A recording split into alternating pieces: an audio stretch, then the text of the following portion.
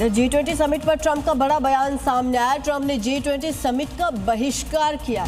अमेरिकी अधिकारी नहीं होंगे इसमें शामिल। साउथ अफ्रीका की सदस्यता पर सवाल उठ रहे हैं। श्वेत किसानों से दुर्व्यवहार हो रहा कहना ट्रंप का।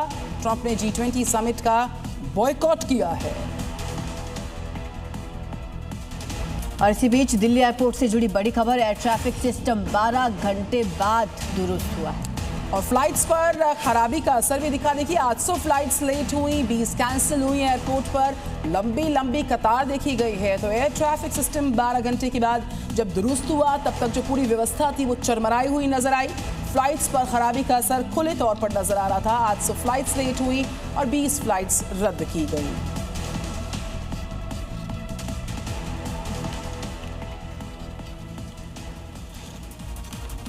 दिल्ली से इस वक्त ये ब्रेकिंग न्यूज आ रही है। दिल्ली में एक बार फिर से आबो हवा पर असर नजर आ रहा है। AQI लेवल्स काफी ज्यादा नजर आ रहे हैं। कई इलाकों में तो 350 के पार एयर क्वालिटी इंडेक्स है। बवाना में AQI लेवल 400 के पार बड़ी भयानक स्थिति में पहुंच गए हैं। AQI लेवल्स इंडिया गेट पर विजिबिलिटी काफी कम है। तस्वीरें जी न्यूज आपको दिखा रहा है किस तरीके से यहाँ पर जगह जगह पानी की बौछार की जा रही है। तमाम तरह के कोशिशें जारी, लेकिन जो AQI लेवल्स हैं वो लगातार बढ़े हुए हैं।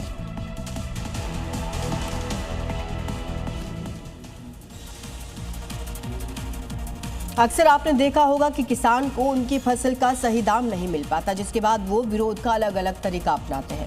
राजस्थान के अलवर से किसान को फसल का जब सही दाम नहीं मिला तो वो हल लेकर पहुंच गए।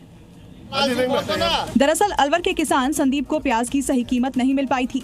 किसान का दावा है कि उसे करीब 30,000 का नुकसान हुआ है, लेकिन नुकसान की भरपाई नहीं की गई। बस फिर क्या था, वो जिला परिषद की सभा में हाथ में हल लेकर पहुंच गए और अनोखे तरीके से विरोध जताया। किसान ने दावा किया कि उसे 1 बीघा जमीन पर बोई फसल के बदले 30,000 रुपए का नुकसान झेलना पड़ा है, लेकिन सरकार और प्रशासन की तरफ से कोई ध्यान नहीं दे रहा है। पिछली बैठक में भी वो इसी तरह प्याज की माला पहनकर किसानों की परेशानी बताने पहुंचे थे, लेकिन अब तक कोई कार्रवाई नहीं की गई।